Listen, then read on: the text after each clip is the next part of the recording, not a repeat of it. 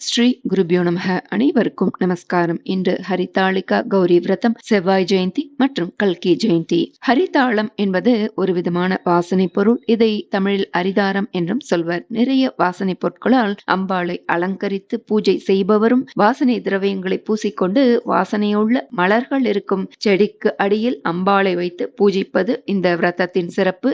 இதனால் பல நன்மைகள் கிடைக்கிறது. எதிர்பாராமல் நமக்கு நேரும் அனைத்து விபத்துகளிலிருந்தும் அம்பாளின் அருளால் விடுபட்டு விடலாம். நோய்கள் தீரும், ஆரோக்கியம் மேம்படும், பெண்கள் தீர்க்க சுமங்கலியாக இருப்பர், சம்பத்துக்கள் பெருகும், ஆபத்துக்கள் நீங்கி உயிருக்கு பாதுகாப்பு கிடைக்கும் அப்படின்னு இதன் சிறப்புகளாக சொல்லப்பட்டிருக்கு. இந்த நன்னாளில் நாம் ஆதிசங்கரர் அருளிய சகல சம்பத்துக்களும் தரவல்ல ஸ்ரீ கௌரி தசகம் பாராயணம் செய்யலாம். அடுத்து இன்று செவ்வாய் ஜெயந்தியில் அங்காரகனின் சிறப்புமிக்க 108 நாமங்கள் கொண்ட அங்காரக அஷ்டோத்திர சதநாம ஸ்தோத்திரம் சொல்லலாம். இதனால் திருமண தடைகள், உடல் உபாதைகள், குறிப்பாக இரத்த சம்பந்த நோய்கள் நீங்கும், வறுமை மற்றும் கடனை ஒழித்து செல்வத்தை செழிப்பை தரவல்லது, பூமியோகம் உண்டாகும். நாம ஸ்தோத்திரத்தை பார்க்கலாம். ஸ்ரீ கல்கி காயத்ரி.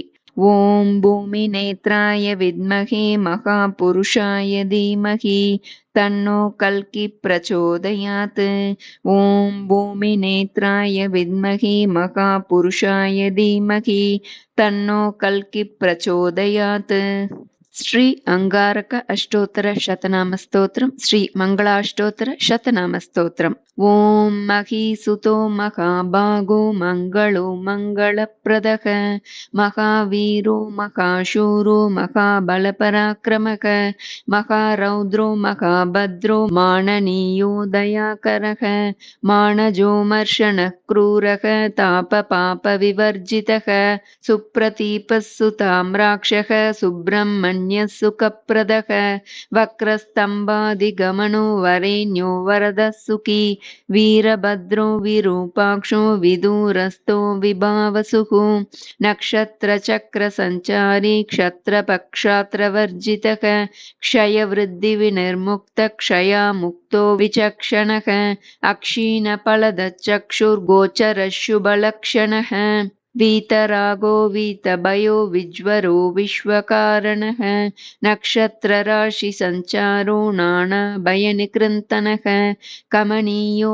தயாசாரः கணத் கனகபூஷணः பயக்னோ பவ்ய பலதோ பக்தா பயவரப்ரதக சத்ருஹந்தா சமோபேத சரணாகத போஷகः சாகச சத்குணாத்யக்ஷக சாது சமரதுர்ஜயக துஷ்டதூரசிஷ்ட பூஜ்யக சர்வகஷ்ட நிவாரகக துஷ்சேஷ்டவாரகோ துக்க பஞ்சனோ துர்தரோ ஹரிஹி துஸ்வப்னஹந்தா துர்தர்ஷோ துஷ்டகர்வ விமோச்சகः பரத்வாஜ குலோத்பூதோ பூசுதோ பவ்யபூஷணः ரக்தாம்பரோ ரக்தவபுர்பக்த பாலன தத்பரக சதுர்புஜோ கதாதாரி மேஷவாகோமிதாசனக சக்திசூலதர சக்தக சஸ்திர வித்யா விசாரதக தார்க்கிகः தாமசாதாரக தபஸ்வி தாம்ரலோச்சனக தப்த காஞ்சன சங்காஷோ ரக்த கிஞ்சல்க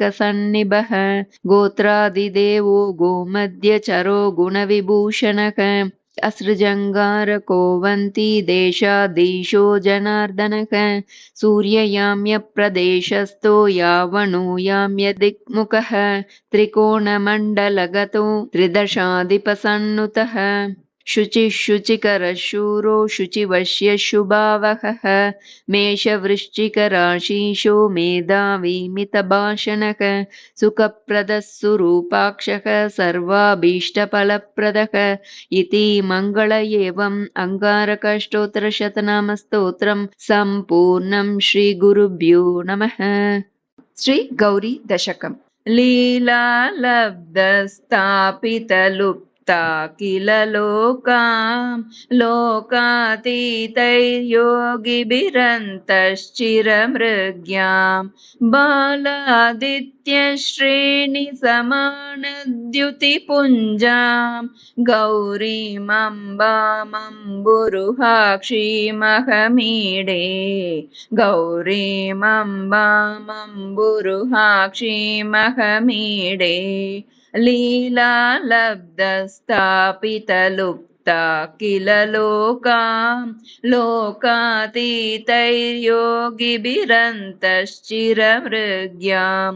बालादित्यश्रेणिसमानद्युतिपुञ्जाम् गौरीमम्बामम्बुरुहाक्षीमहमीडे गौरीमम्बामम्बुरुहाक्षीमहमीडे प्रत्याहारध्यानसमाधिस्थितिबाजाम् नित्यं चित्ते निर्वृतिकाष्ठां कलयन्तीं सत्यज्ञानानन्दमयीं तां तनुरूपां गौरीमम्बामम्बुरुहाक्षीमहमीडे गौरीमम्बामम्बुरुहाक्षीमहमीडे चन्द्रापीडानन्दितमन्दस्मितवक्त्रां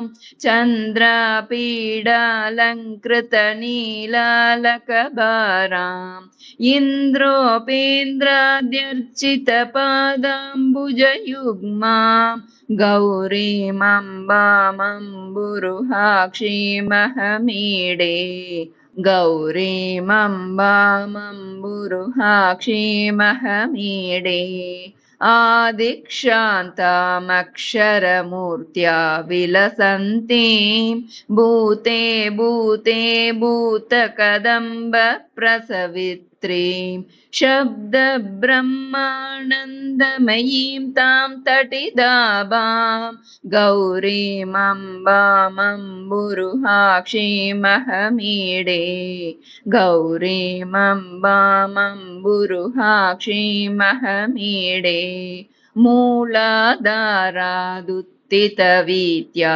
विधिरन्ध्रं सौरं चान्द्रं व्याप्य विहारज्वलिताङ्गीं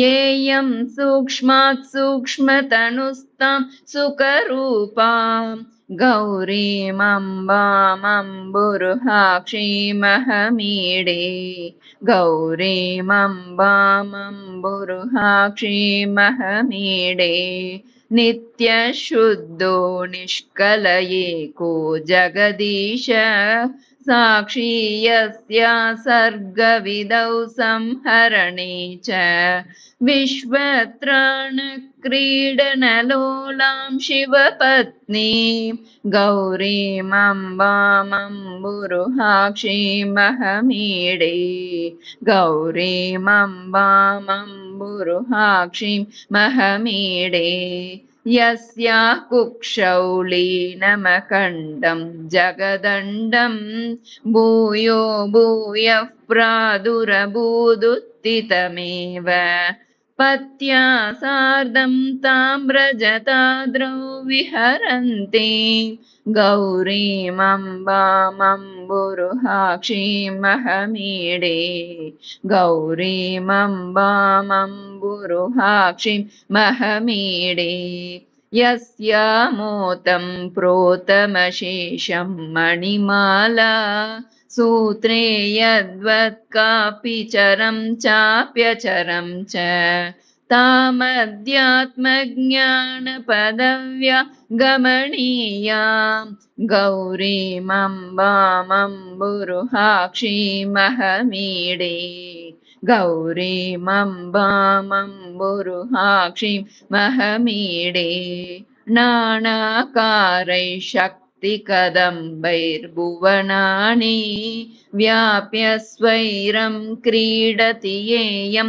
स्वयमेका कल्याणीं तां कल्पलतामानति बाजां गौरीमम्बामम्बुरुहाक्षीमहमीडे गौरीमम्बामम्बुरुहाक्षीमहमीडे आशापाशक्लेशविनाशं विदधानां पादाम्बोजध्यानपराणां पुरुषाणाम् ईशामीशार्धाङ्गहरां तामभिरामां गौरीमम्बामम्बुरुहाक्षीमहमीडे गौरीमम्बामम्बुरुहाक्षीमहमीडे प्रातःकाले भावविशुद्धः प्रणिधानात् भक्त्या नित्यं जल्पति गौरी दशकं यः